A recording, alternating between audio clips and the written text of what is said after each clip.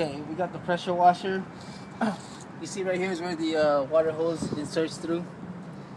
This is the on and off switch here. Here's your high pressure hose, and here's your soap dispenser. So when we install the soap dispenser nozzle, go ahead, twist it on here. Make sure it's nice and tight. And then on your soap bottle, all you gotta do is just twist it off, pour soap in, put it back on. Okay. Turn on the machine, and just pull the trigger.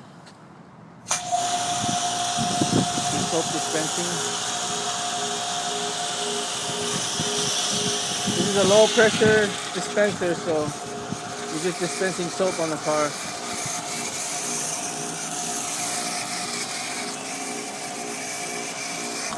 Okay, now to change into the high pressure hose to wash it. So here, this is the high pressure nozzle.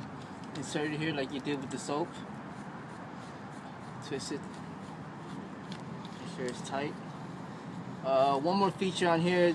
Right here is where you adjust the spray pattern. So if you want a more high pressure stream, you just turn it. You want a fan stream, just turn it the other way. So here we go. As you can see, here's the fan, and here's the high pressure.